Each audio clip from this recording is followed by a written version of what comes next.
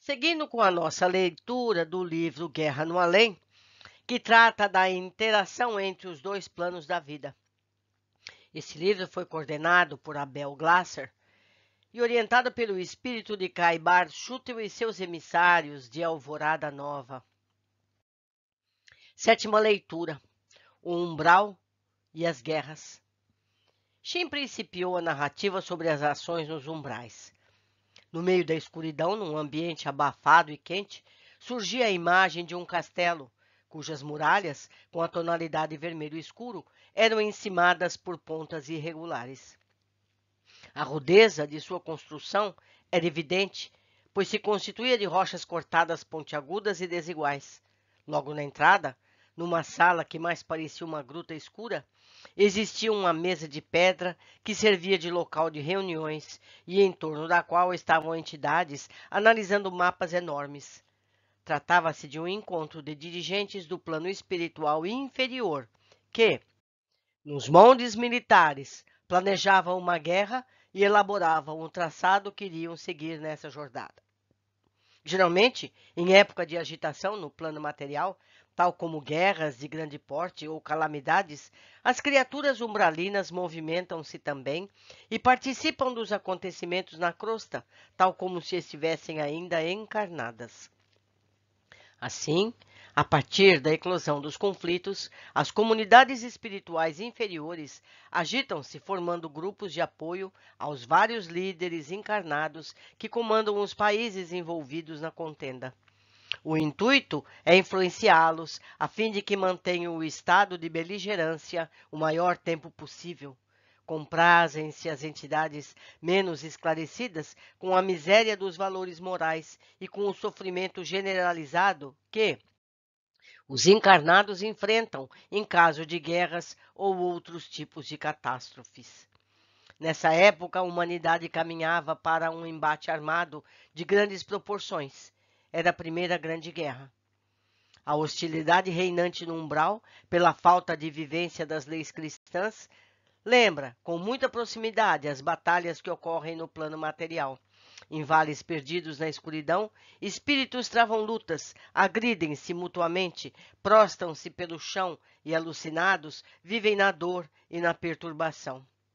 Quando as criaturas espirituais optam por um dos lados da batalha material, passam a agir como se fossem generais, comandando seus exércitos para envolver os encarnados e, através de contínuos processos de obsessão e subjugação, tomam parte na luta travada na crosta terrestre. Assim, quando guerras ocorrem em qualquer dos lados envolvidos, encontram-se agindo nos espíritos menos esclarecidos. As comunidades se formam, pois, também em zonas umbralinas. A partir e em função delas, surgem os líderes e os grupos dirigentes. Estruturam-se essas cidades tal como as existentes no plano físico, visto que os espíritos, quando desencarnados, carregam consigo a memória de suas últimas vivências na crosta. Há também certas regiões do umbral onde impera a completa perturbação. Ou seja, não existem comunidades organizadas e as entidades acabam relacionando-se em tal promiscuidade, sem o menor método, sem qualquer rastro de civilização. O mesmo ocorre no Vale dos Suicidas, onde não existe esse tipo de organização comunitária. Tudo depende do grau evolutivo atingido pelos espíritos. Os mais embrutecidos raramente aceitam viver em grupo, pois falta-lhes qualquer senso de disciplina e obediência. Por outro lado, entidades mais esclarecidas e inteligentes, embora norteiem seus atos para o mal, buscam formar organizações para conviver, tais como cidades ou vilas, conseguem escravizar espíritos menos evoluídos e dirigem as suas atividades. Formam exércitos e desejam viver nutrindo ódio, além de construir para si um ambiente com as mesmas mazelas que enfrentam no plano físico. Há, pois, diferenças nas condições de existência também em áreas umbralinas. As entidades inferiores dividem-se, via de regra, em dois níveis diferentes. Um deles organizado e inteligente, e o outro mais animalizado. Essa última categoria costuma ocupar regiões abissais, ou seja, muito profundas, quase na completa escuridão, ao lado de zonas reservadas aos suicidas.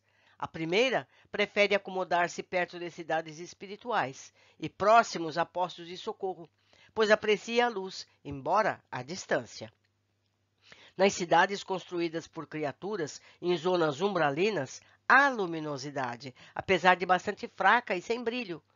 Em suas formas de organização, existe também a rivalidade, e grupos inimigos lutam entre si, visando alcançar a hegemonia de uns sobre os outros.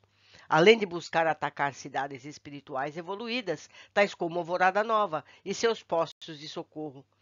Outras de suas atividades é acompanhar de perto a vida dos encarnados.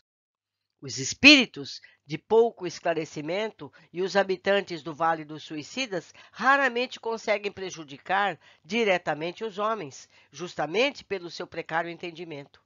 Permanecem vagando até que são aprisionados pelos mais inteligentes e recebem orientações das mais diversas, passando aí sim a representar perigo concreto ao plano material. Espantado com o relato, perguntei: mas tudo gira em torno de comunidades com líderes e organização, tal como no plano físico? E os obsessores pertencem a um grupo também? Nem tudo, respondeu-nos o nosso guia. Está relacionado às cidades formadas em zonas umbralinas. Há lugares em que impera o completo caos, e daí também saem obsessores. Nem todos os que habitam essas regiões são tão embrutecidos e ignorantes que deixam de obsediar os encarnados. Há inteligências voltadas ao mal. Essas, portanto, é que mais influem no comportamento dos habitantes do plano material. Existem obsessores vivendo em comunidades e outros que vagam pela crosta, ou mesmo pelo umbral, sem vínculos grupais e atuando individualmente. E tais grupos ou comunidades têm nomes ou denominações? Sim, podem ter, continuou Shin. As construções edificadas em zonas do umbral, erguidas com matéria-prima rudimentar, encontrada nessa região, buscam espelhar-se naquelas existentes na crosta, apesar de não o conseguirem plenamente, tornando-se meras caricaturas, geralmente disformes. O castelo que mencionei no início, onde se realiza a reunião, abrigava o posto 16 do Pátria e Força e situa-se em local próximo ao posto de socorro número 5. Um cenário semelhante é um imenso e lúgubre pântano. Vemos aqui a imagem, um desenho rudimentar de como era o posto umbralino Pátria e Força, que atuava para instigar a guerra. Não é? É um posto negativo, é umbralino de pessoas que desejam o mal. O seu interior é iluminado timidamente por uma luz em tom avermelhado, até como reflexo das suas rústicas paredes da mesma cor. Os líderes em torno da mesa falavam e gesticulavam ao mesmo tempo. Muitas opiniões eram proferidas, e a maioria queria organizar grupos para participar ativamente da guerra que se avizinhava no plano físico. O ambiente era rude, pesado, mas não afetava os presentes, que já estavam acostumados a tal vibração. Por corredores tortuosos, podia-se atingir outras salas e também as masmorras, onde estavam aprisionados vários espíritos vítimas da escravização. Moldando suas aparências, as entidades mostravam-se como militares, tais como faziam os encarnados em épocas de guerra. De outra parte, nessa mesma região, situado no topo de uma série de montes escarpados e íngremes, encontrava-se outro castelo, de construção rude como o primeiro, porém em outro estilo e com a cor cinza predominando. Nesse lugar estava a comunidade denominada Integridade Nacional. Vemos aqui um desenho de um castelo bem medieval, não é? Então, o Pátria e Força e o Integridade Nacional. Vejam só que nomes eles escolhiam. Muito sugestivo. Lembrando sempre que são postos de maldade. Eles querem o mal, eles querem o tumulto, o caos. No seu interior, outra reunião estava em andamento, e seus condutores também tramavam participar da luta armada no plano físico.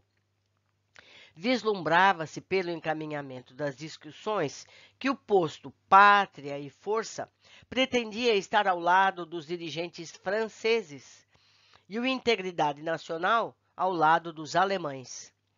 É impressionante como os fatos se dão nas regiões umbralinas. Eles parecem agir como se estivessem encarnados e desejam participar das atividades na crosta terrestre com igual ênfase, argumentei. Quanto a isso, não resta dúvida. Os espíritos menos esclarecidos, materialistas que são, apegam-se muito à vida da crosta e não se desligam facilmente dela, apesar de estarem vivendo em outro plano. Quer dizer que a Primeira Grande Guerra começou por influência dos habitantes do plano espiritual inferior? Não. Os encarnados a causaram, como, aliás, dão origem à maioria dos males que os afligem. Entretanto, quando o conflito se tornava bastante próximo, as criaturas umbralinas muito contribuíram para a tomada das piores decisões. Se um líder encarnado está para decidir se vai ou não guerrear, pode sofrer a influenciação de espíritos inferiores e acabar optando pelo mau caminho. E existe a influência dos bons também? Certamente. Todos os rumos seguidos pelos encarnados são fruto de decisões tomadas diante de vários fatores. Influências negativas, intuições e inspirações positivas e o seu próprio senso compõem uma decisão nesse sentido. Logo, guerras podem ser causadas por maus conselhos, mas também por vontade do próprio ser humano. Assim como espíritos bons tentam impedir as contendas e induzir a paz, mas nem sempre conseguem. E como começou essa guerra de grandes proporções? E aí Shin prosseguiu. Ele vai nos contar, meus amigos, como começou a Primeira Guerra Mundial. Isso é muito importante saber dessa possibilidade de influenciação, para que nós, eu, você, possamos sempre questionar quem é que está decidindo. Sou eu? É a minha opinião pessoal? Não é? Porque quem vai ter que assumir a consequência somos nós mesmos. Ficamos hoje por aqui. Eu aguardo todos no nosso próximo capítulo.